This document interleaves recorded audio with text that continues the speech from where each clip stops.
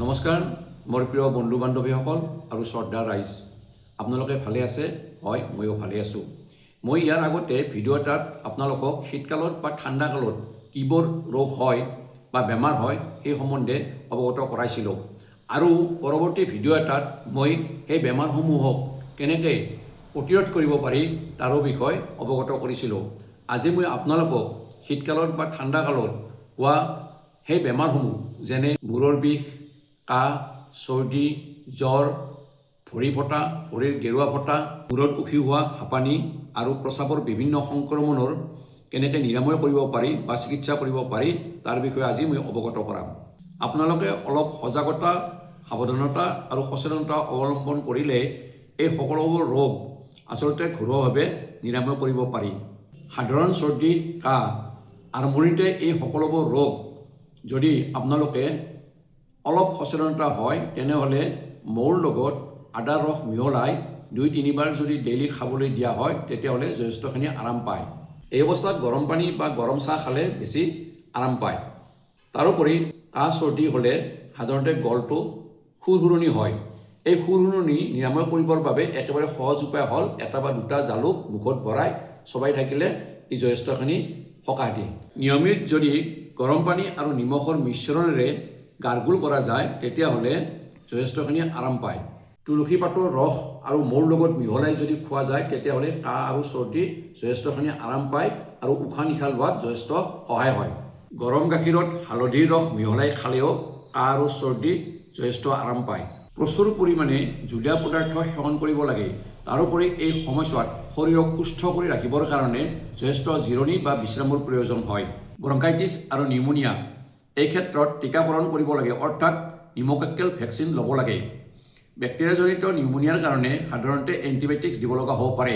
কাহৰ কাৰণে কফ চিৰাপ, যথেষ্ট পৰিমাণে বিশ্ৰাম ল'ব লাগে আৰু গৰম তৰল পদাৰ্থ খাব দিব লাগে। উল্লেখযোগ্য যে অৰ্জুন গছৰ ছালৰ গুড়া আৰু বাহক পাত পানীত একেলগে সিদ্ধ কৰি চাহৰ দৰে দিনে 2 বা 3 বাৰ খালে যথেষ্টখিনি আৰাম পাব পাৰি। শুকান ছাল আৰু একজিমা বাৰে বাৰে মইশ্চাৰাইজ কৰিব লাগে, মৃদু চাবোন ব্যৱহাৰ কৰিব লাগে, হাইড্ৰেট হৈ থাকিব লাগে। কেঁচা হালধিৰ ৰসে খুজতি ভাল কৰে। মহানিমুৰ পাত আৰু কালমেঘ আদি খালেও ৰক্ত পৰিশোধন হয় আৰু খৰখুজতি নাশ হয়। গাঁঠিৰ বিষ, বাত বিষ এই শীতকাল চোৱাত সাধাৰণতে প্ৰায় কম বেছি পৰিমাণে সকলো মানুহৰে গাঁঠিৰ বিষ, বাত বিষ আৰম্ভ হয়। যদিও বিশেষকৈ মহিলাসকলৰ ক্ষেত্ৰত এই অসুখটো বেছি হোৱা দেখা যায়। সেইবাবে এই সময়ছোৱাত তেওঁলোকে গাঁঠিবোৰ গৰম কৰি ৰাখিব লাগে, গৰম কম্প্ৰেছ কৰিব লাগে আৰু তেওঁলোকে বেছি জটিল ব্যায়ামবোৰ কৰিব নালাগে, অতি সাধাৰণ ব্যায়ামবোৰ কৰিব লাগে আৰু পাৰিলে তেওঁলোকৰ ওজনটো ঠিকমতে ৰাখিব লাগে, অৰ্থাৎ ওজনটো বৃদ্ধি হ'ব দিব নালাগে, এটা নিয়মিত গতিত ৰাখিব লাগে। শীতকাল বা ঠাণ্ডাৰ সময়ছোৱাত আমাক খুব দিগদাৰ দিয়া আন এটা সমস্যা হ'ল গেষ্ট্ৰাইটিছৰ সমস্যা। পেটৰ ফ্লু, নৰ'ভাইৰাছ য'ত বমি আৰু ডায়েৰিয়াৰ সৃষ্টি কৰে। সেইবাবে আমি খোৱা বস্তুবোৰ সাধাৰণতে খুব ভালকৈ হাত মুখ ধুই খাব লাগে। সদায় শৰীৰটো হাইড্ৰেট কৰি ৰাখিব লাগে, তাৰ বাবে যথেষ্ট পৰিমাণে জুলীয়া পদাৰ্থ খাব লাগে আৰু ORS খাব লাগে। মদ, ভাং পাৰিলে এই ৰাগিয়াল বস্তুবোৰ বৰ্জন কৰিব লাগে। পাৰিলে বিষনাশক ঔষধ বন্ধ কৰিব লাগে। যদি বেছি হয় তেতিয়াহ'লে এণ্টাচিড ব্যৱহাৰ কৰিব লাগে। শীতকালত আন এটা সমস্যা দেখা দিয়া হ'ল ভৰিৰ গেৰুৱা ফটা বা ছাল ফটা। সেইবাবে এই সময়ছোৱাত পাৰিলে আপোনালোকে কেলছিয়ামৰ বড়ি খাব লাগে। আমলখি, শিলিখা, গোলনেমু, পালেং শাক, নৰসিংহ পাত আৰু বিলাহী আপোনালোকৰ খাদ্য তালিকাত প্ৰায় ৰাখিব লাগে। শীতকালত আমাক আন এটা সমস্যাই বৰ গুৰুতৰ সমস্যাৰ সৃষ্টি কৰে, সেইটো হ'ল মূৰৰ উফি। মূৰৰ উফি হ'লে আমলখি ৰস আৰু জেতুকাৰ ৰসেৰে যদি সপ্তাহত 2-3 দিন মূৰ ধুওঁ তেতিয়াহ'লে উফি নাইকিয়া হৈ যায়। তাৰোপৰি কেটাকনজল 2% থকা চেম্পুৰে আমি যদি সপ্তাহত 2-3 দিন মূৰটো ধুওঁ তেতিয়াহ'লে এই উফি নাইকিয়া হ'ব পাৰে বা নাইকিয়া হয়। এই শীতকালত আপোনালোকৰ গাৰ ছাল শুকান হোৱাটো সাধাৰণ।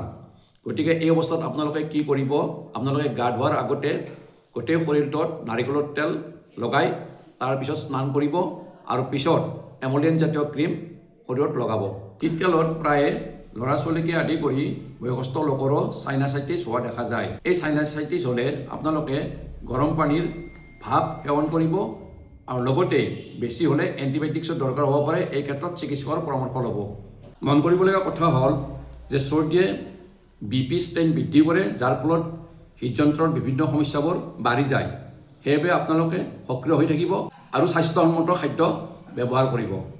প্ৰিয় বন্ধু বান্ধৱীসকল আৰু শ্ৰদ্ধা ৰাইজ, শীতকালত হোৱা ৰোগসমূহৰ প্ৰায় ঘৰুৱাভাৱে ঔষধ আৰু চিকিৎসাৰ পৰামৰ্শৰ মাজত এটা সম্বন্ধ জড়িত হৈ আছে। যেনে পৰামৰ্শসমূহৰ ভিতৰত যথেষ্ট জিৰণি, শৰীৰটো হাইড্ৰেট হৈ থকা, শৰীৰৰ উত্তাপ ঠিকমতে ৰখা, তাৰোপৰি খাদ্যৰ ওপৰত গুৰুত্ব আৰোপ কৰা।